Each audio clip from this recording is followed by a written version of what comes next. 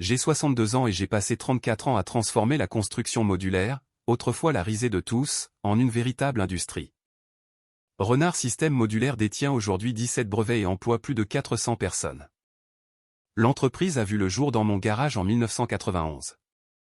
Aujourd'hui, nous valons plus que je ne l'aurais jamais imaginé. La salle de conférence sentait le cuir hors de prix. Maître Clément Valmont était assis en face de moi, vêtu d'un costume gris anthracite qui lui avait probablement coûté 3000 €. Béatrice était à ses côtés, le rouge à lèvres impeccable, les jambes croisées comme si elle posait pour la couverture d'un magazine. « Jean-Marc » a dit Valmont en faisant glisser un dossier sur la table. « Soyons des adultes. Votre femme a droit à 80% de tous les biens conjugaux. Cela inclut Renard Système Modulaire, la propriété de Haute-Savoie et le brevet des fondations Bâti Rapide. Je n'ai pas touché au dossier, je l'ai simplement regardé. 80%, ai-je dit lentement. Madame Renard a contribué de manière significative au succès de l'entreprise, a poursuivi Valmont. Son expertise en marketing, son réseau, sa liaison avec le chauffeur-livreur de la région lyonnaise, les jeux interrompus calmement. Cette contribution-là. La tasse de café de Béatrice s'est figée en l'air. Elle ne m'a pas regardé, fixant simplement la table. Valmont a à peine fait une pause. Question personnelle mise à part, Monsieur Renard, la loi sur le régime de la communauté de biens est claire. Vous pouvez coopérer et conserver un peu de dignité, ou nous pouvons traîner cette affaire devant les tribunaux et détruire tout ce que vous avez construit. Votre réputation, votre entreprise, votre héritage. Il s'est penché en avant. Nous vous détruirons. À vous de choisir. Je n'ai rien dit. J'ai ouvert le registre de la réunion, j'ai signé mon nom avec le même stylo que j'avais utilisé sur notre acte de mariage il y a 26 ans. Puis je les ai regardés tous les deux et j'ai souri. C'est noté, ai-je dit. Il n'avait aucune idée qu'il y a 3 ans, lorsque Béatrice a commencé à passer un temps suspect à Bordeaux avec un consultant, j'avais discrètement restructuré les actifs de l'entreprise. Des montages juridiques, des fiducies, des holdings de placement qui n'apparaissent pas sur les déclarations d'impôts communes. La réunion s'est terminée 20 minutes plus tard. Ils sont partis confiants. Je suis parti silencieux. Antoine m'attendait dans mon SUV dans le parking souterrain. 32 ans, ingénieur en chef de l'entreprise, le seul membre de la famille qui avait choisi l'honnêteté. C'est grave comment, a-t-il demandé. Assez grave pour que ta mère pense avoir gagné. Il m'a tendu une clé USB. 47 enregistrements. Chaque conversation qu'elle avait eue avec Valmont. Chaque appel avec ce chauffeur. Tout. Je l'ai glissé dans ma poche. Merci, fiston. J'aurais dû te le dire plus tôt. J'espérais me tromper. Je lui ai serré l'épaule. Tu me l'as dit quand ça comptait. C'est tout ce qui importe. En rentrant chez moi, en passant devant les quartiers que mon entreprise avait construits, j'ai repensé au sourire confiant de Béatrice, aux menaces de Valmont, aux 80% qu'il pensait avoir déjà empochés. Certaines structures s'effondrent avec fracas. D'autres se tassent silencieusement, inéluctablement. J'allais leur apprendre la différence. 2 jours après la réunion, Béatrice a publié une photo sur les réseaux sociaux. Un verre de vin à la main. Ce sourire suffisant qu'elle portait comme une armure. En légende, parfois, la décision la plus forte est de s'éloigner du chaos avant qu'il ne vous atteigne. Elle avait identifié son amie Martine, qui riait toujours trop fort aux blagues de Béatrice. Je n'ai pas commenté, je n'ai pas réagi, j'ai juste sauvegardé la capture d'écran avec l'horodatage. Ce même soir, j'étais assis en face de Maître Gilles Leroy dans un café tranquille près du parc Monceau. Gilles était le genre d'avocat qui ne faisait pas de publicité. Une coupe de cheveux impeccable, une cravate sobre. Le genre d'homme qui sirotait son thé comme si le temps se pliait autour de lui et non l'inverse.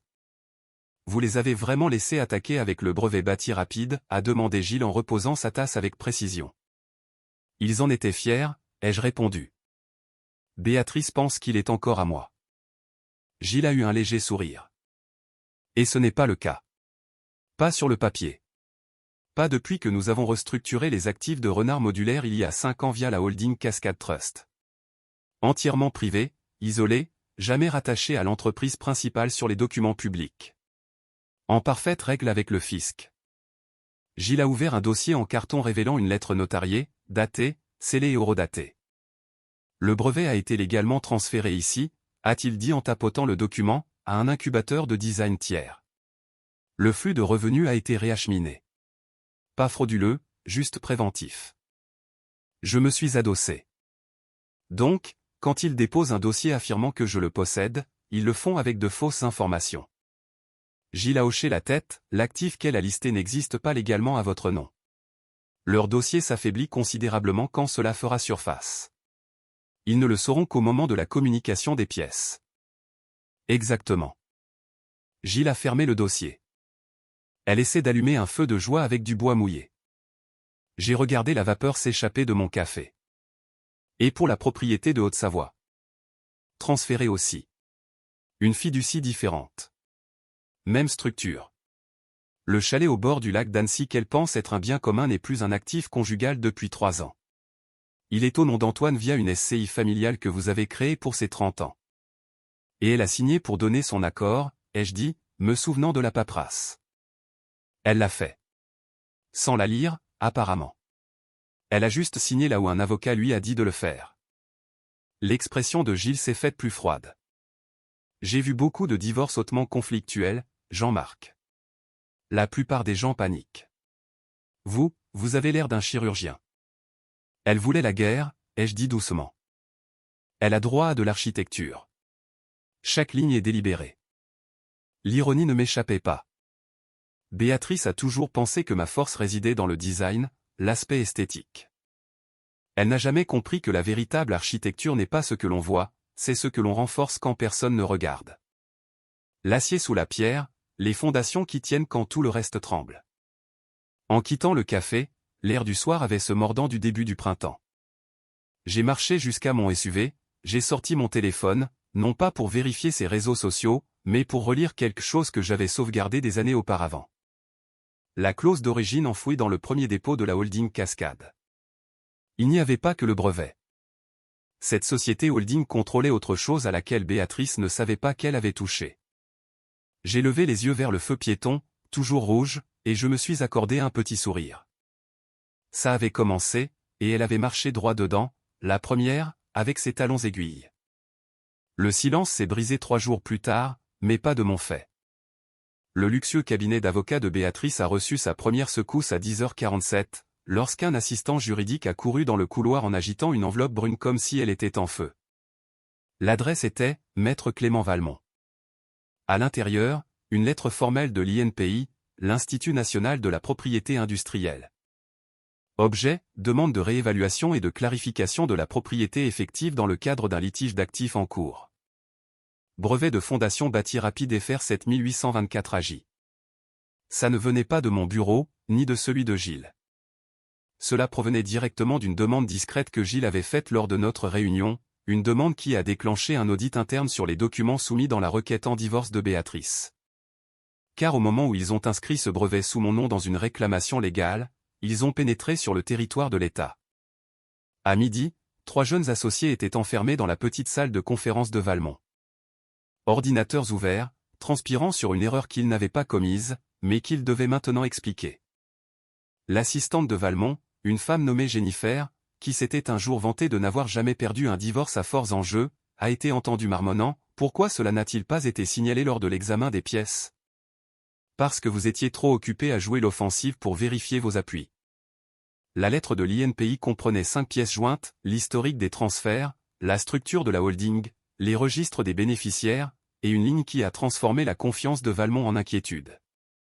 La propriété effective actuelle réside sous une désignation non contestée, transférée à la date d'enregistrement, sans lien avec les parties en litige. Traduction, vous ne pouvez pas vous battre pour ce qui n'appartient pas au champ de bataille. Pourtant, Béatrice ne s'est pas inquiétée au début. Elle a supposé que c'était un contretemps, quelque chose que son équipe juridique pourrait arranger. Elle était trop enivrée par sa victoire imaginaire pour sentir l'odeur de la fumée. Pendant ce temps, j'étais dans mon bureau en train de dessiner des variantes de fondation pour un projet de centre d'animation à Grenoble. Mon téléphone a vibré 2 fois. Gilles, puis ma comptable, Lorraine. J'ai laissé les 2 aller sur la messagerie vocale. Quand on construit quelque chose, on ne se précipite pas. On laisse tasser. On laisse la structure respirer avant de serrer les boulons. Pareil pour les pièges. On ne claque pas la porte trop tôt. On les laisse s'installer confortablement d'abord. Vers 15 heures, Valmont a personnellement appelé l'Office des brevets pour obtenir des éclaircissements. On lui a répondu poliment mais fermement que toute fausse déclaration de propriété dans des documents judiciaires pouvait faire l'objet d'une enquête officielle formelle. Cette seule phrase l'a fait passer en mode limitation des dégâts. Il savait qu'il valait mieux ne pas défier le vocabulaire d'un audit de l'État avec des fanfaronnades. Il devait maintenant expliquer à Béatrice que son actif le plus précieux venait de devenir radioactif. Elle ne l'a pas bien pris. Selon mon ami qui fait toujours partie du personnel administratif de l'entreprise, Béatrice a fait irruption dans le bureau de Valmont cet après-midi-là, agitant son téléphone, exigeant de savoir pourquoi un petit bureaucrate de bas étage pensait pouvoir se mêler de son divorce. Un des stagiaires a marmonné que le transfert du brevet semblait légitime. Elle lui a presque arraché la tête. Le temps que la lettre atteigne le conseiller juridique interne du cabinet, les murmures avaient commencé. Le faux pas de Valmont n'était plus seulement un contretemps. C'était une violation potentielle de l'obligation fiduciaire. Les jeunes associés ont commencé à copier des fichiers sur des disques durs privés.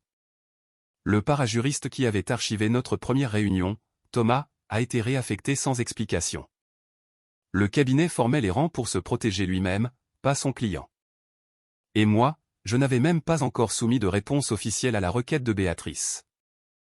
Aucune motion, aucune réfutation, aucune citation digne de faire les gros titres, juste un vide silencieux. Le silence rend les gens nerveux, surtout ceux qui pensent gagner. Ce soir-là, Antoine est passé à la maison. Il avait l'air fatigué. « Maman m'a appelé 4 fois aujourd'hui », a-t-il dit en se laissant tomber dans le fauteuil en face de mon bureau. Elle hurlait à propos d'une interférence de l'Office des brevets, me demandait si je savais quelque chose sur des transferts, t'accusait de cacher des actifs. « Que lui as-tu répondu » ai-je demandé.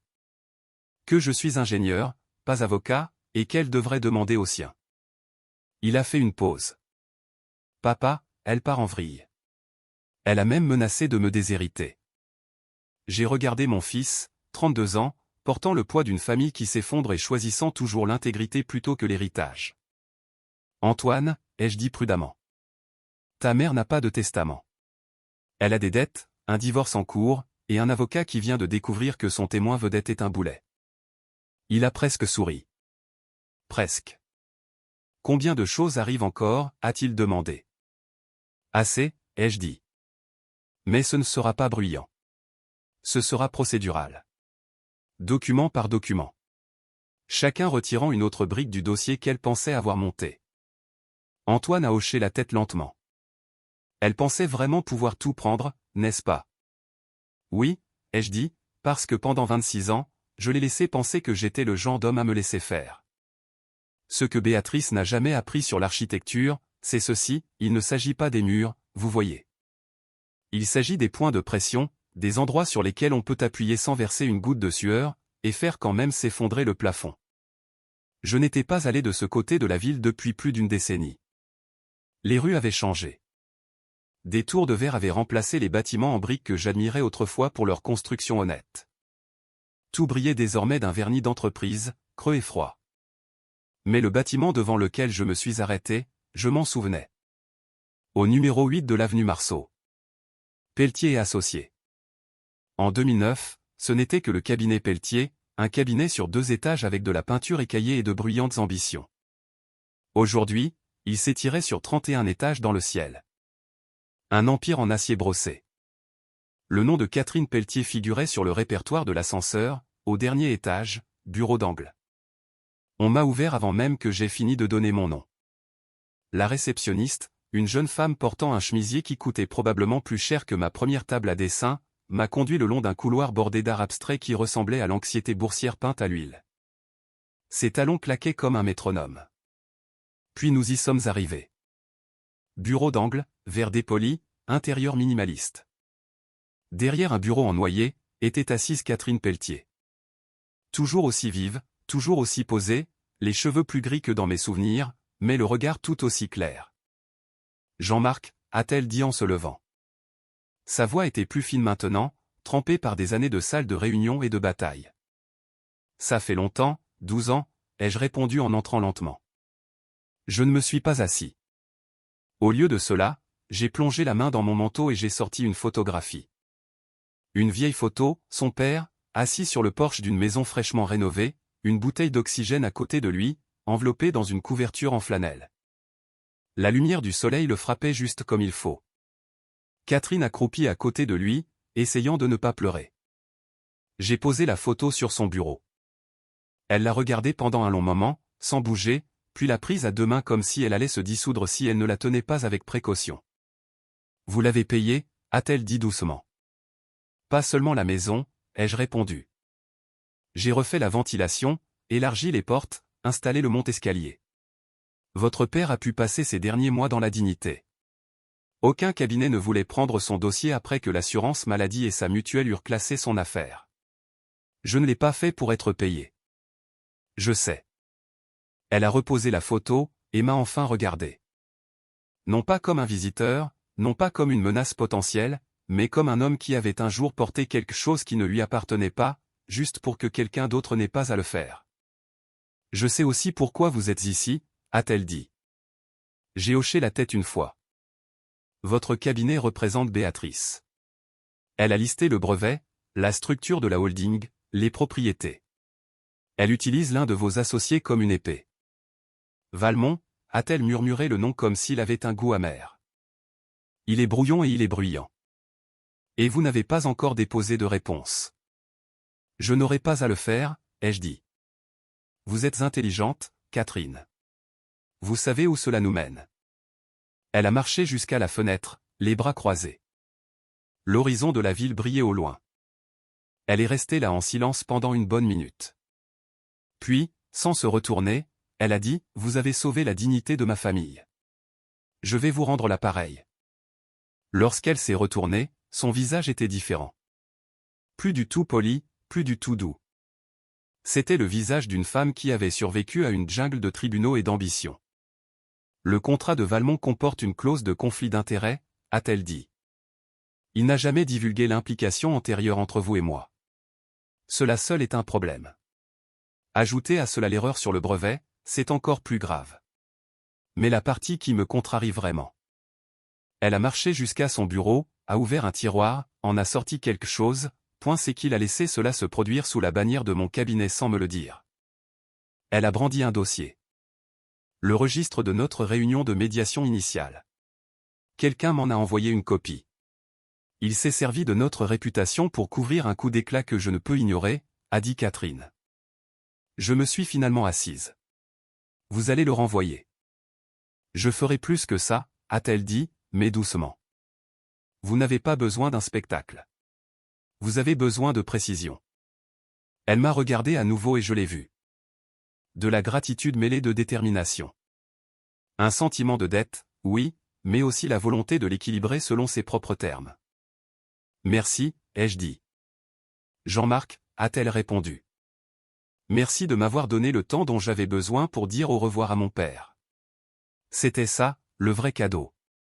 Maintenant, laissez-moi vous donner quelque chose qui dure plus longtemps que le chagrin.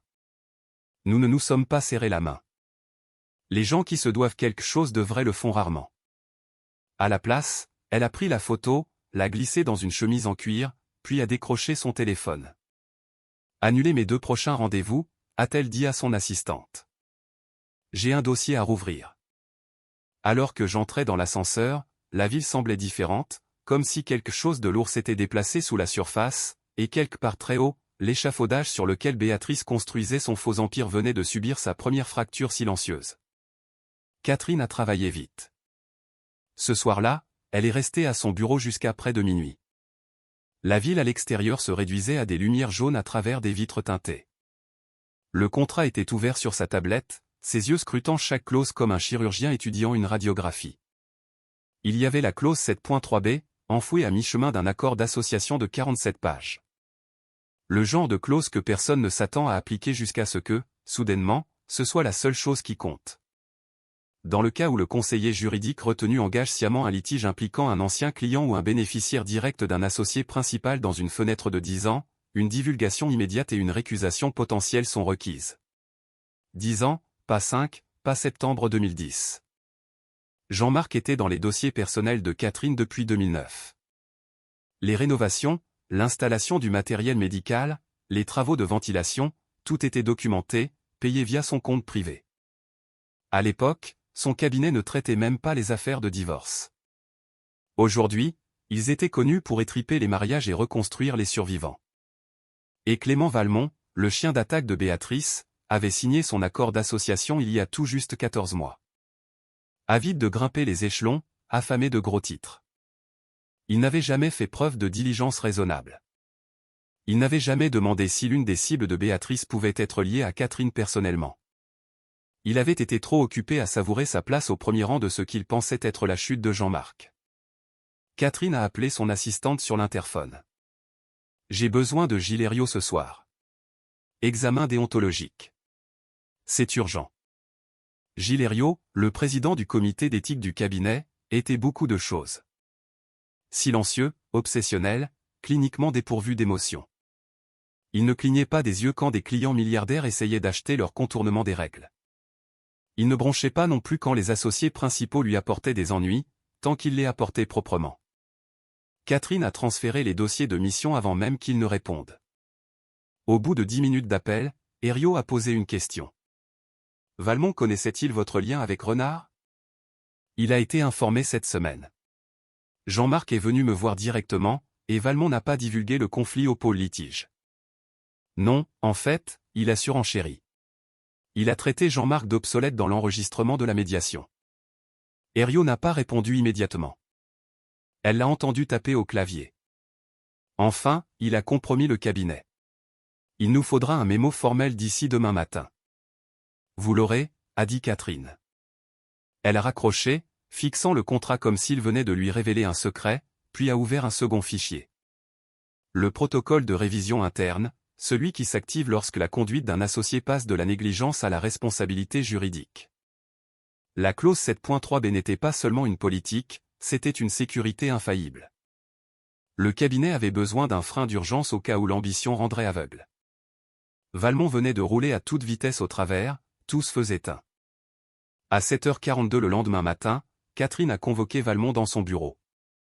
Il est arrivé avec 5 minutes de retard, portant la confiance en lui comme une eau de Cologne bon marché. Elle ne l'a pas invité à s'asseoir. Il y a eu une violation de conflit d'intérêts, a-t-elle dit en lui tendant un dossier. Le litige de votre cliente implique un de mes anciens clients, dont le dossier est toujours sous statut protégé.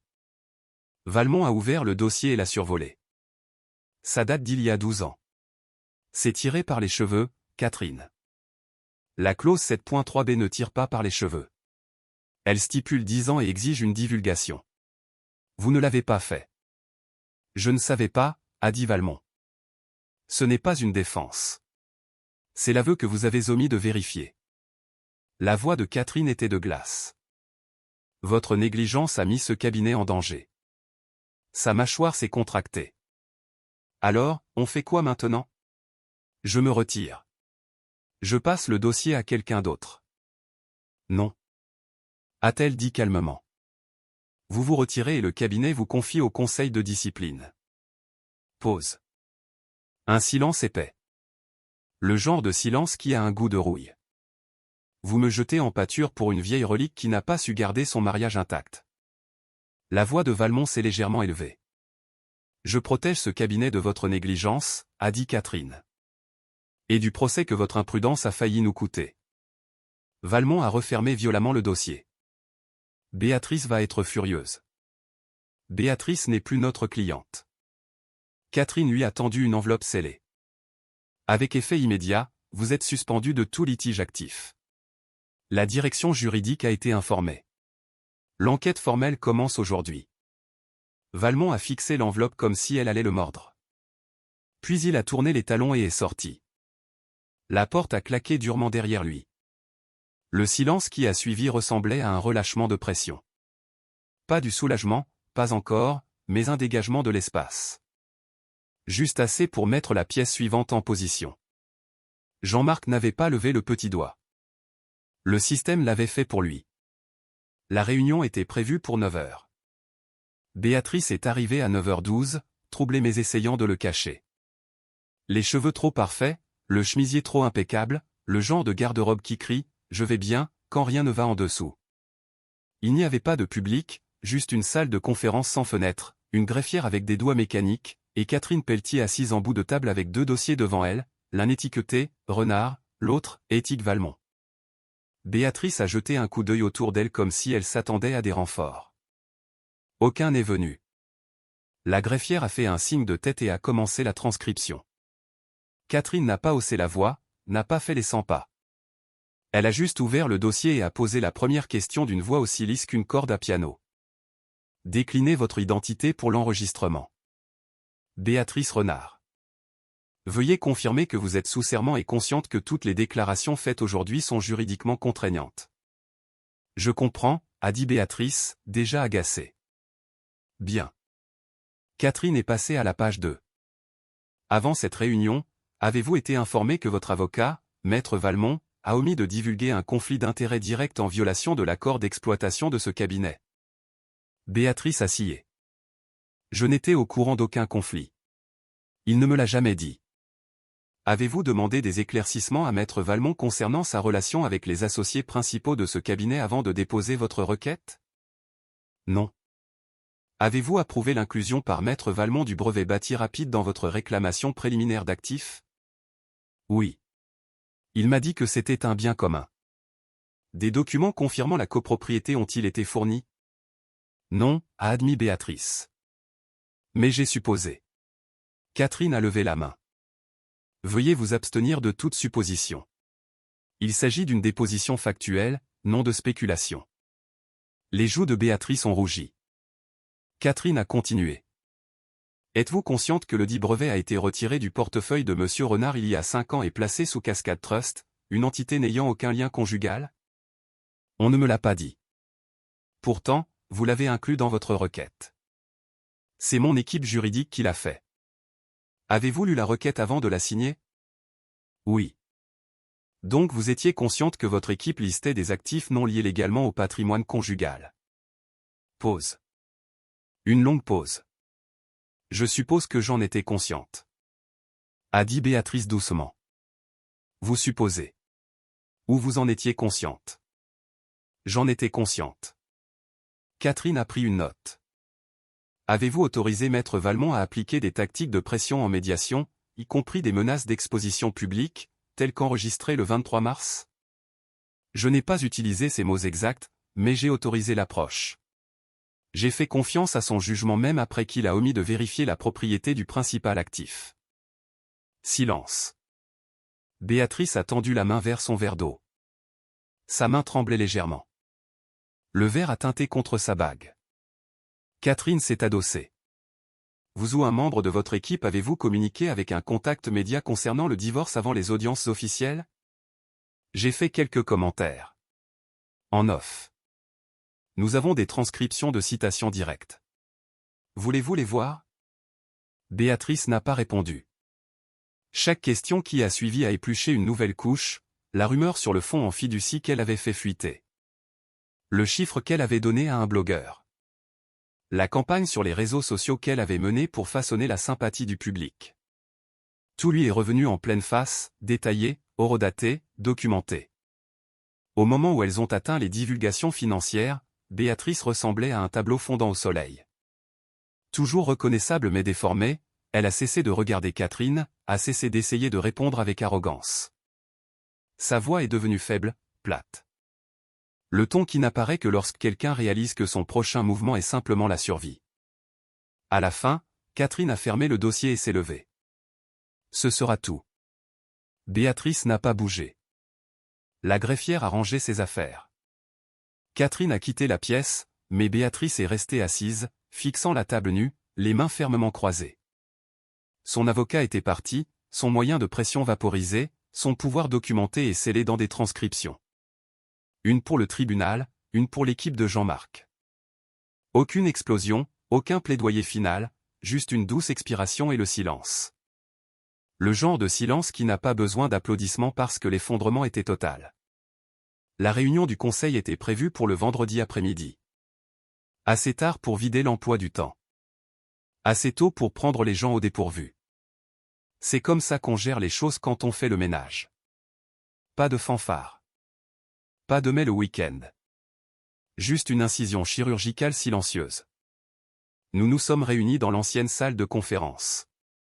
Pas la nouvelle, vitrée, avec la machine à expresso et l'air filtré, mais celle lambrissée de chêne que nous utilisions à l'époque où Renard Modulaire comptait moins de 20 employés.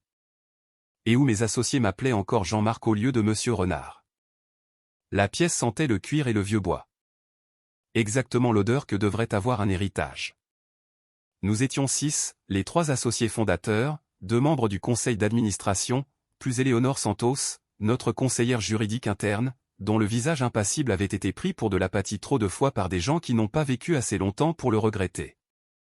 J'ai remis à chacun un dossier, 42 pages, agrafé, non relié. Sur la couverture, une seule expression, clause 19C, examen et action. La clause 19C était une mesure de protection que j'avais rédigée dans le plan de succession et de retraite de l'entreprise en 2010, juste après que Béatrice m'a convaincu d'inclure son nom comme bénéficiaire sans droit de vote, au cas où il t'arriverait quelque chose. Elle l'avait dit avec de grands yeux pleins d'inquiétude. Tu travailles si dur, je veux m'assurer que tu es protégé.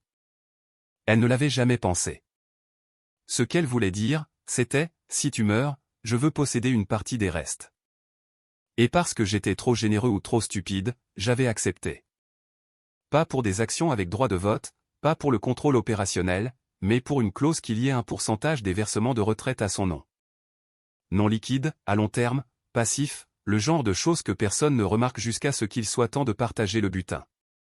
Mais la clause 19C permettait une annulation, discrètement, proprement, déclenchée uniquement en cas d'interférence malveillante, de diffamation publique ou de litige actif avec l'intention de dissoudre ou de dévaluer les actifs fondamentaux. Béatrice avait coché les 3 cases. Je leur ai donné 10 minutes pour lire. Personne n'a parlé jusqu'à ce que Martin, mon associé de la première heure, qui avait un jour partagé une table pliante avec moi dans une cabane de chantier, lève les yeux. « Tu es sûr de ça ?» a-t-il demandé. Elle a listé l'entreprise dans sa requête, ai-je dit. Elle a essayé de saisir la propriété intellectuelle non liée à son nom, a autorisé son équipe juridique à faire pression sur ce conseil par la désinformation, et a fait tout ça avec le sourire. Martin a hoché la tête une fois. Éléonore a ajouté, il y a un précédent, révocation nette, aucun risque d'appel. La clause 19C a été signée par l'ensemble du conseil lors de sa rédaction et réaffirmée en 2018. Elle ne l'a jamais contestée. Angèle, la plus jeune membre de notre conseil, a pris la parole. Tu ne nous dois aucune explication, Jean-Marc. Elle s'est transformée en boulet financier. Ensuite, nous avons voté. Unanimité. 6 contre 0. Béatrice Renard a été officiellement retirée de la clause de retraite de l'entreprise. Rayée des registres internes, marquée comme dissociée en raison d'une rupture d'alignement fiduciaire. Un langage froid, exactement comme l'exigent les statuts.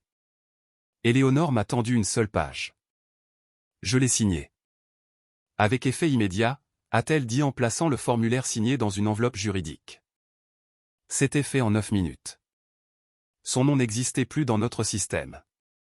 Sa prétention à un revenu passif avait disparu, pas de clause d'extinction, pas de paiement au prorata, juste une coupure nette et tranchante. Et voici le détail que Béatrice n'avait jamais envisagé. La clause était rétroactive. Chaque distribution provisionnée pour elle depuis le début du litige était maintenant légalement redirigée vers la réserve discrétionnaire de l'entreprise. Ce soir-là, alors que Béatrice était probablement assise dans son appartement chic en train de siroter un vin qu'elle croyait encore pouvoir se permettre, notre serveur interne s'est mis à jour à 17h une précise. Son nom a clignoté et disparu du grand livre numérique comme une lumière qui s'éteint. Elle ne l'a pas entendu, mais moi si. Ça sonnait comme une justice qu'on classe silencieusement. Antoine est passé chez moi ce soir-là. Il avait l'air plus léger d'une certaine façon, comme si un poids s'était envolé. Le vote est passé, a-t-il demandé. À l'unanimité, ai-je répondu. Il s'est assis lourdement. Elle va péter un câble quand elle va le découvrir. C'est déjà fait, ai-je dit. Elle ne le sait juste pas encore. Papa, a dit prudemment Antoine. Tu penses qu'elle t'a un jour vraiment aimé, ou que c'était toujours juste pour ce que tu pouvais lui apporter? J'y ai réfléchi. À 26 ans de mariage, au premier jour où nous construisions quelque chose ensemble, ou du moins, c'est ce que je croyais. Je pense qu'elle aimait l'idée de ce que je pouvais devenir, ai-je fini par dire. Et quand je le suis devenu, elle a aimé ce que ça pouvait lui offrir. Mais moi, l'homme en dessous de tout ça. J'ai secoué la tête. Je ne crois pas qu'elle l'ait jamais vu. Antoine a hoché la tête lentement. Je suis content que tu sois enfin libre. Presque, ai-je dit. Presque libre.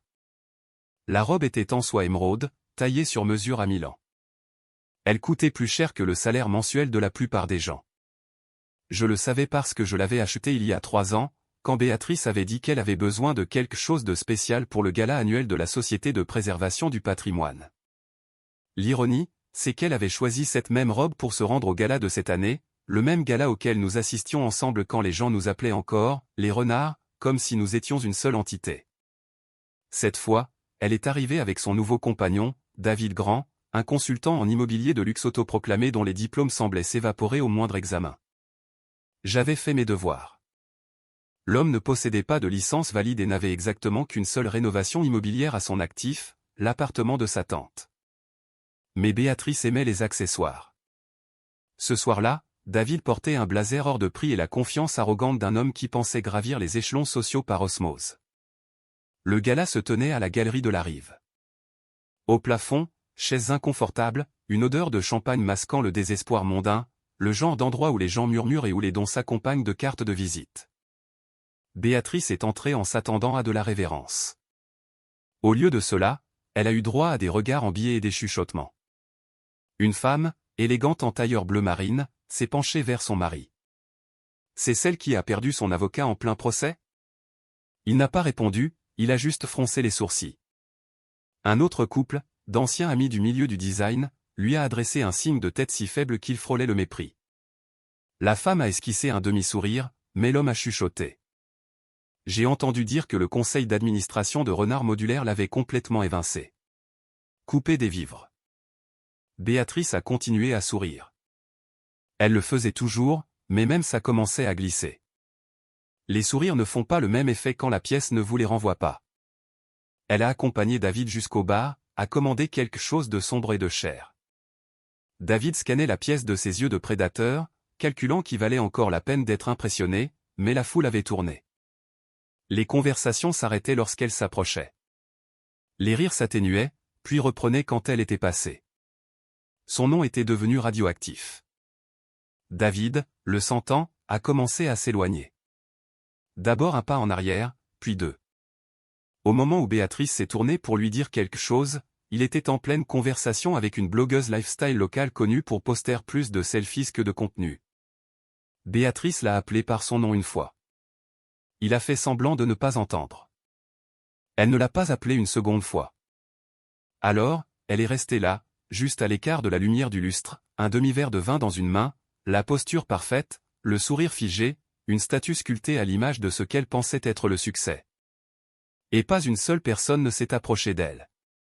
Depuis un coin près de la vente aux enchères silencieuses, l'un des administrateurs, un homme plus âgé avec un appareil auditif et aucun filtre, a demandé à sa compagne, pourquoi est-elle ici sans Jean-Marc? Ils étaient toujours ensemble, a répondu doucement l'autre invité. Un divorce, ça a mal tourné. Ah, a dit le vieil homme assez fort pour que ça porte, ça explique le parfum de désespoir. Béatrice a tressailli, c'était à peine visible, mais je l'ai vu. J'étais debout près de l'entrée, discutant avec le directeur de la galerie d'un potentiel projet communautaire. Je n'avais pas prévu de venir, mais le directeur avait insisté. Béatrice ne m'a pas vu. Elle était trop concentrée à maintenir son sang-froid pendant que son monde s'écroulait en temps réel. Un photographe du magazine local s'est approché d'un groupe près de l'exposition de sculptures. Béatrice s'est positionnée à proximité, attendant clairement son tour devant l'objectif. « Voulez-vous vous joindre à la photo ?» a demandé le photographe, mais il ne la regardait pas. Il regardait par-dessus son épaule, vers les gens derrière elle. Quand le flash a crépité, Béatrice n'était pas dans le cadre. Elle est partie 10 minutes plus tard, seule. Dehors, le vent printanier tirait sur sa robe émeraude. Elle a resserré son manteau autour d'elle, ses talons claquant trop fort sur les marches de marbre. Le VTC qu'elle avait commandé était en retard. Elle est restée sur le trottoir, une main protégeant son visage du vent. Pas à cause du froid, mais parce qu'elle avait enfin compris ce que signifiait être vue pour ce qu'elle était devenue, présente, apprêtée, et totalement indésirable. J'ai regardé depuis l'entrée de la galerie quand sa voiture est finalement arrivée. Elle est montée sans un regard en arrière. La portière s'est refermée, la voiture a démarré, et j'ai réalisé quelque chose. La victoire n'a pas toujours le goût du triomphe. Parfois, on a juste l'impression de regarder quelque chose qui était déjà brisé arrêter enfin de faire semblant d'être entier. Je suis rentré à l'intérieur. Il y avait encore du travail à faire, des projets à discuter, un avenir à construire, un avenir qui n'incluait plus son ombre. La médiation finale était fixée au mardi matin. Un bureau neutre en centre-ville, clinique et silencieux. Aucun logo sur les murs. C'est ainsi que fonctionne le vrai pouvoir. Il ne s'annonce pas. Il se présente proprement, signe des documents, et repart avant que quiconque sache que le vent a tourné. Catherine Pelletier était déjà assise à mon arrivée.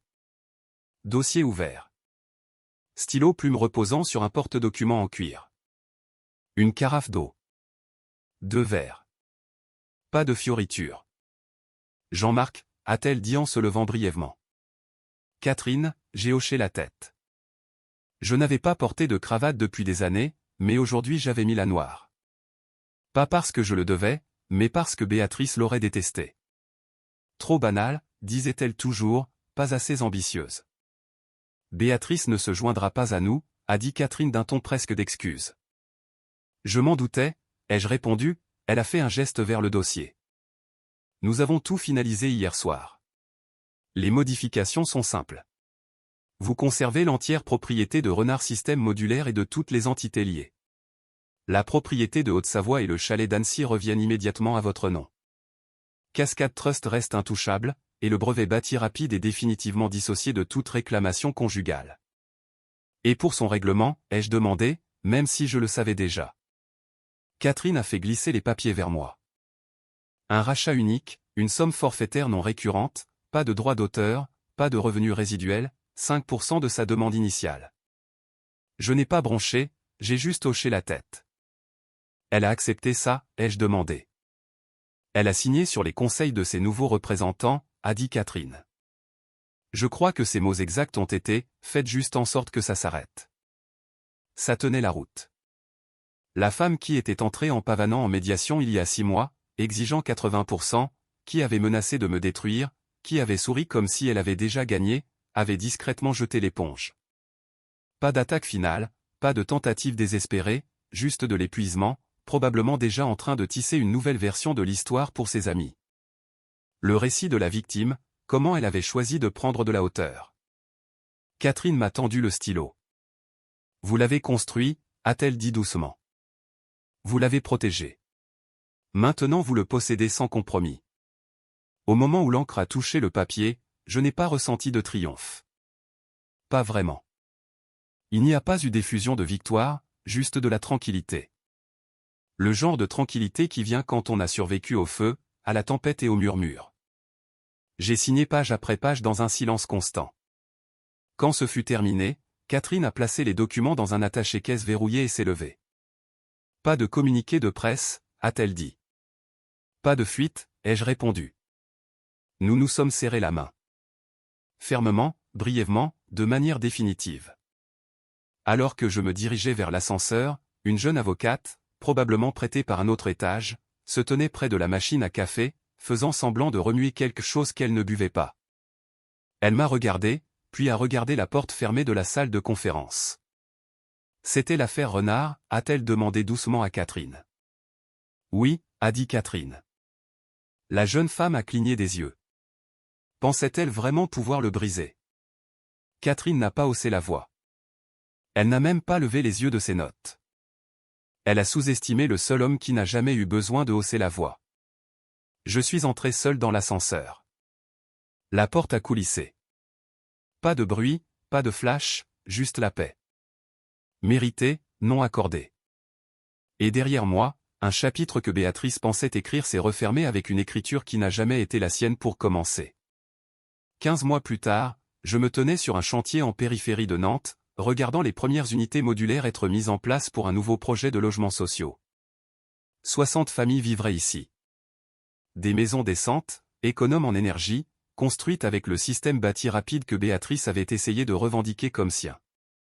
Antoine se tenait à mes côtés, tablette en main, examinant les spécifications d'installation. 33 ans maintenant, confiant. Il ne portait plus le poids d'une guerre familiale. Les fondations ont l'air solides, a-t-il dit. Il faut toujours commencer par les fondations, ai-je répondu. Nous avions développé Renard modulaire de 40% au cours de l'année écoulée. 3 nouveaux brevets, 2 usines de fabrication, des contrats dans 5 régions. L'entreprise que Béatrice avait essayé de vider de sa substance prospérait d'une manière qu'elle n'aurait jamais imaginée. J'avais appris par des connaissances communes qu'elle avait déménagé dans le Luberon. Une ville plus petite, une vie plus calme, travaillant comme consultante en marketing pour une agence immobilière locale. La robe émeraude était probablement toujours accrochée dans son placard, vestige d'une vie qu'elle avait essayé de voler et qu'elle avait perdue. Je ne lui souhaitais pas de mal. C'est juste que je ne pensais plus beaucoup à elle. Papa, a dit Antoine, interrompant mes pensées. Je voulais te dire quelque chose. Qu'est-ce que c'est? Je me fiance. Avec Sarah du bureau de Lyon. On se fréquente depuis 8 mois. J'ai regardé mon fils, j'ai vu la nervosité dans ses yeux, l'espoir. C'est merveilleux, ai-je dit. C'est quelqu'un de bien. Elle l'est, a-t-il dit. Et je voulais te demander si tu étais d'accord pour que j'utilise la bague de grand-mère. Celle que tu m'as donnée après le divorce. La bague de fiançailles de ma mère. Celle que j'avais récupérée dans le coffre-fort de la banque le jour où le règlement avait été finalisé. Celle dont j'avais dit à Antoine qu'elle était à lui quand il trouverait la bonne personne. Elle est à toi, ai-je dit. Ta grand-mère serait fière. Antoine a souri. Un sourire vrai et sincère. Nous sommes restés là alors que la grue soulevait une autre unité d'habitation pour la mettre en place. Regarder quelque chose se construire au lieu de se détruire, créer au lieu de ravager. Mon téléphone a vibré. Un SMS de Catherine Pelletier. Juste quelques mots. Félicitations pour Lyon. Les nouvelles vont vite. Nous venions de remporter un contrat majeur pour concevoir un écoquartier dans le centre de Lyon. Un projet à 20 millions d'euros. Le genre de travail qui change la trajectoire d'une entreprise. J'ai répondu par SMS. Merci pour tout. Sa réponse est arrivée rapidement. Vous avez fait le travail. Je n'ai fait qu'enlever les obstacles. Ce soir-là, je suis rentré chez moi en passant par des quartiers que mon entreprise avait construits. Des rues pleines de familles, des enfants jouant dans les jardins, des lumières s'allumant aux fenêtres alors que le soleil se couchait. C'était ça l'empire que Béatrice avait essayé de s'approprier. Pas l'argent, pas les brevets, pas les propriétés. Ça, le vrai travail, les maisons, les fondations qui maintenaient les familles unies. Elle voulait la couronne sans comprendre le royaume. Je me suis garé dans mon allée, une maison plus récente, plus petite que celle que nous avions partagée, mais la mienne. Entièrement, complètement la mienne. À l'intérieur, je me suis servi un verre de whisky, je me suis assis sur la terrasse qui surplombait la vallée. L'air printanier avait cette odeur propre, fraîche et pleine de promesses. Quelque part dans le Luberon, Béatrice racontait probablement aux gens qu'elle avait tourné le dos à une situation toxique. Et elle y croyait probablement aussi. Et c'était très bien ainsi. Qu'on lui laisse cette histoire. J'avais la vérité, l'entreprise, le respect de mon fils, et des projets qui nous survivraient à tous les deux. Certains hommes mesurent le succès à ce qu'ils acquièrent. D'autres le mesurent à ce qu'ils construisent et pour qui ils le construisent.